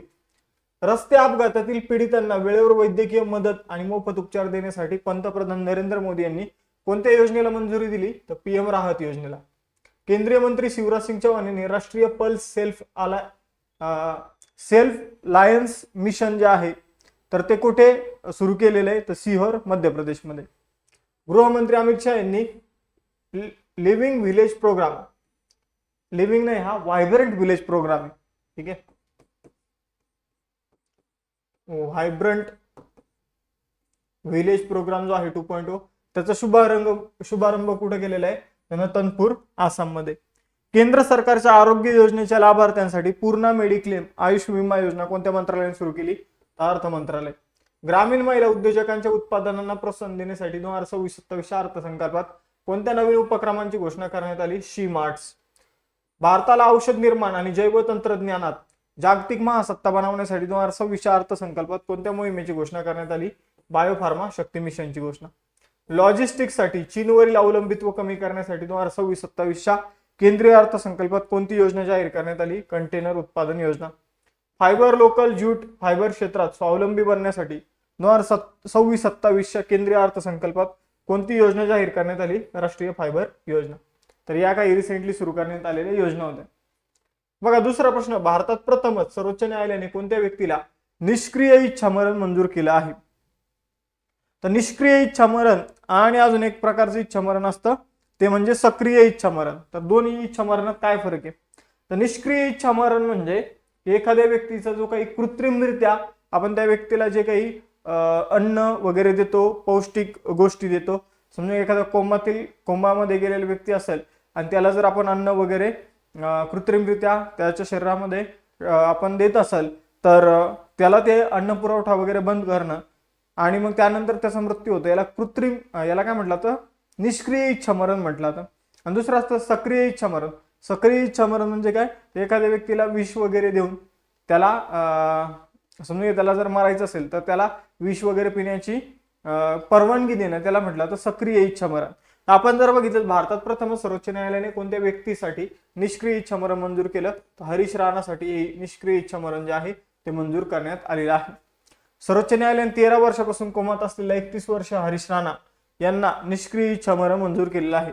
सर्वोच्च न्यायालयाने common cause versus union of India खटल्यात 2018च्या निकालाचा हवाला दिला ज्यामध्ये सन्मानाने मरण्याचा अधिकार पण मान्य केलेला आहे.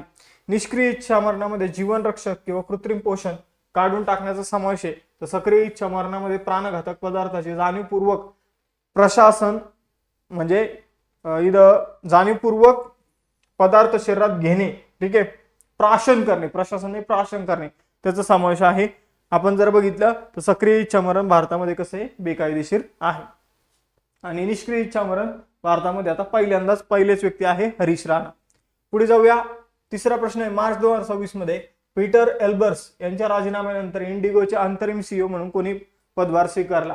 तर मागे इंडिगोचा थोडा प्रॉब्लेम झाला होता, सगळे विमानं फ्लाईट वगैरे डिले झाल्या होत्या, तर तो जो काही घोळ झाला होता मागं आणि ते आपण जर बघितलं तर बरेच दिवस चाललं होतं.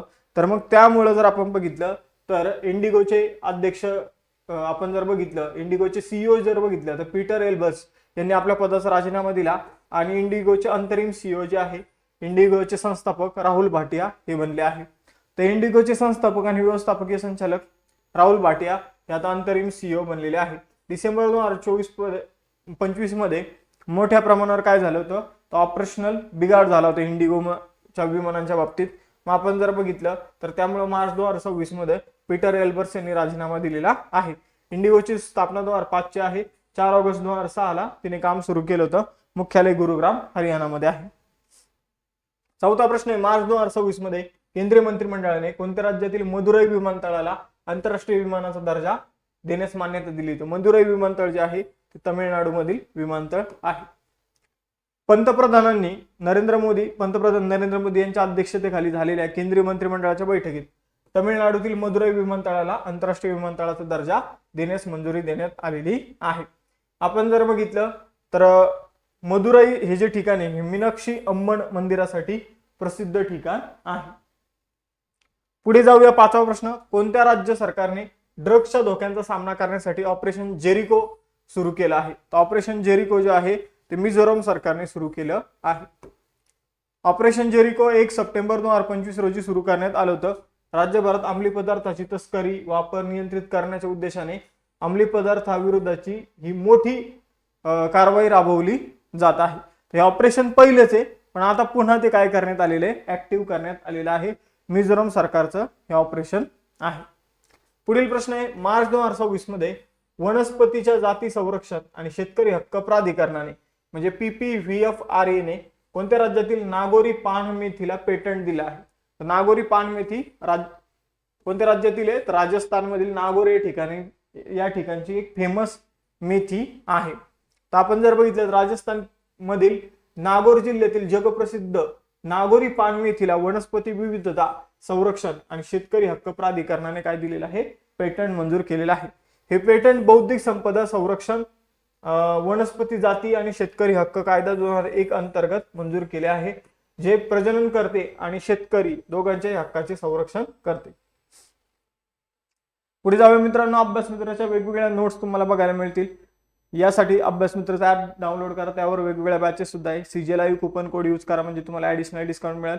लेक्चरच्या नोटिफिकेशनसाठी टेलिग्राम चॅनल आणि अभ्यास विषयक रीलसाठी इंस्टाचं पेज फॉलो करायला विसरू नका. पुढे जाऊया, सातवा प्रश्न, भारतीय रंगभूमी आणि चित्रपट सृष्टीतील योगदानाबद्दल कुणाला मेटा जीवन गौरव पुरस्कार 2026 ने सन्मानित केलं जाईल? तर मेटा जीवन गौरव पुरस्कार 2026 जो आहे तो मिळणार आहे अमोल पालेकर यांना.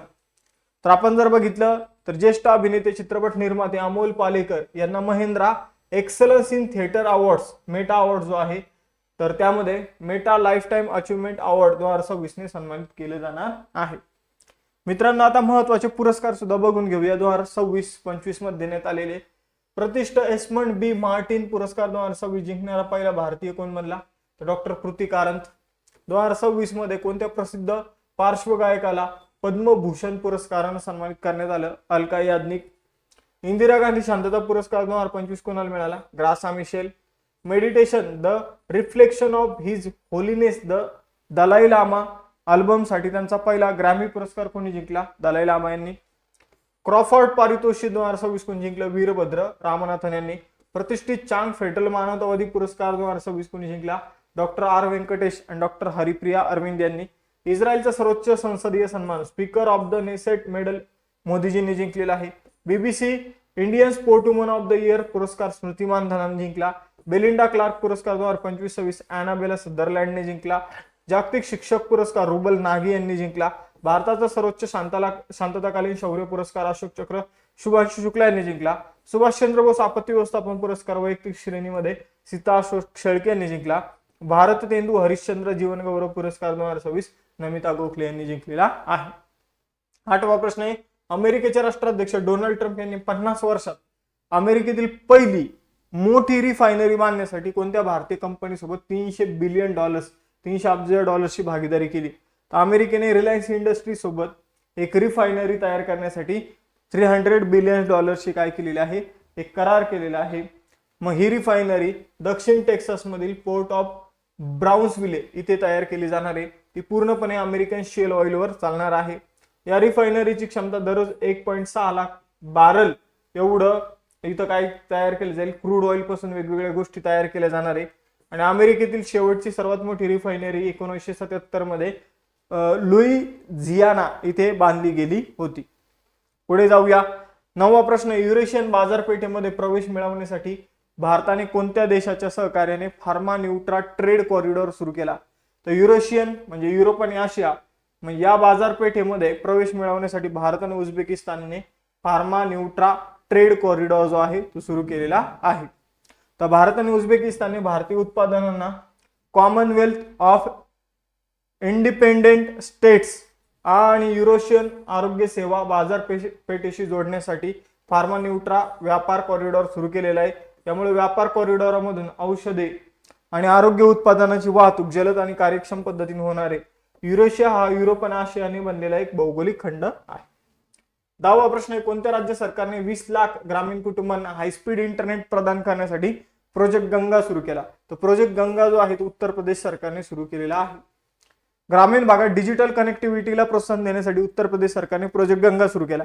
राज्यातील सुमारे 20 लाख ग्रामीण घरांना परवडणाऱ्या आणि हायस्पीड फायबर इंटरनेटने जोडण्याचं याचं उद्दिष्ट आहे. 11वा प्रश्न आहे, केंद्रीय मंत्री पियुष गोयल यांनी आहार 2026 या आंतरराष्ट्रीय अन्न आणि आतिथ्य मेळ्याच्या 40व्या आवृत्तीचं उद्घाटन कुठे केलं? तर आहार मेळ्याचं उद्घाटन जे आहे ते अलीकडे नवी दिल्लीमध्ये करण्यात आलेलं आहे. ही याची 40वी आवृत्ती आहे. हा कार्यक्रम अन्न प्रक्रिया उद्योग मंत्रालय आणि इंडिया ट्रेड प्रमोशन ऑर्गनायझेशनने संयुक्तपणे आयोजित केलेला आहे. या मेळ्यात इटली हा भागीदार देश आहे. 12वा प्रश्न आहे, भारतातील समृद्ध हातमाग क्षेत्रातील महिलांच्या कामगिरीचं प्रदर्शन करण्यासाठी विरासत शक्ती नावाचं प्रदर्शन कुठे सुरू झालं? तर विरासत शक्ती नावाचं प्रदर्शन जे आहे मित्रांनो ते नवी दिल्लीमध्ये सुरू झालेलं आहे. आंतरराष्ट्रीय महिला दिनानिमित्त डॉक्टर एम बीना यांनी याचं उद्घाटन केलं. वस्त्रोद्योग मंत्रालयाच्या राष्ट्रीय हातमाग विकास महामंडळ द्वारे हे प्रदर्शन जे आहे ते आयोजित करण्यात आलेले. हे प्रदर्शन भारतातील पारंपरिक विणकाम आणि महिलांच्या आर्थिक सक्षमीकरणाला प्रोत्साहन देण्यासाठी एक व्यासपीठ प्रदान करतं. लेक्चर आवडलं असल्यास लेक्चर लाईक करा, चॅनलला सबस्क्राईब करा. थांबूया आपण इथं, भेटूया नेक्स्ट सेशनमध्ये. चलो बाय बाय, जय हिंद.